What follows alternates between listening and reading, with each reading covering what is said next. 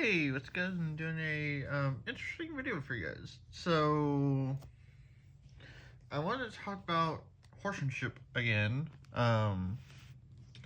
because I was looking at spoilers, and this card got revealed somewhat recently, and it got me thinking, like, okay, so how can I actually put that to good use? And then I was like, oh, I know what I can do with that. I can put in yes, this be the new commander for the horsemanship deck. And so I was like, oh, I can just put in horsemanship because a decent portion of stuff is actually legendary. And so I was like, okay, I can just put in that, and it'll help reduce the cost of some of the big things, and be able to cast out the horsemanship stuff even easier. Now that Sarah has two sides to her. The other half, once you transform it, it does the same thing where the legendary spell costs 2 less to cast, and then legendary creatures get a +2/+2. And so it's like, that's actually pretty good for the horsemanship deck. So that's pretty much what it'll be in for that card. So because there's this is legendary, that's legendary. I think this is too. But I know this is that.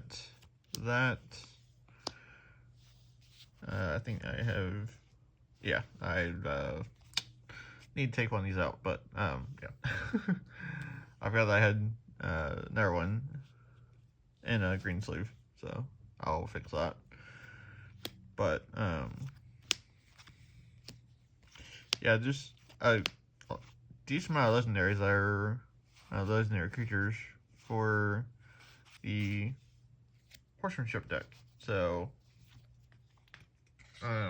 yeah, so that's why I was like, well, I mean, it's not a lot, but between this and all the other stuff in the deck, then it will be beneficial to have that. So, but I'll show you guys the rest of the deck too, to kind of give you guys a look at what the kind of the game plan is.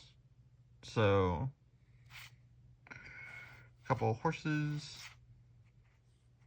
So I'll try to put in Sheltered by Ghost and one other enchantment in here for the Guardian Summer to try to pull out, if possible, or at least hook it to, or attach it to the Guardian Summer. So, and then Crushing Beast and Pyrowood Gearhulk. So they essentially have one line of text that's basically the same, where damage can't be prevented. So yeah, Orcus Bowmasters, Deadpool, and then this kind of spells, enchantments. So Snaring Bridge. Now I need to explain to you guys why this is in here. So this is more of like a plan B, I guess you could say, that I could fall back on. Because if my legendaries are boosted by that +2/+2, and if, depending on what my hand size is, then I can still play the cheaper ones and be able to get through, essentially. So that's kind of the whole reason why this is in here is just like a crucial plan B that I can rely on, basically, for at least a couple turns. So, Elixir, kind of more mana. So, and then Farseek, Catcher's Crusade. I do plan on putting Walking Ballista in here with hardened skills. So that's gonna be kind of crazy. That's another like plan B fallback as well. So I would have to have creatures to cast, but that's another plan B that I can kind of fall back on. So, but yeah. So that's kind of essentially it for the kind of the deck for right now. It'll like I said, it'll definitely change once Final Fantasy gets here, which I'm definitely looking forward to. But for right now, that's essentially where the deck is at right now for Horsemanship.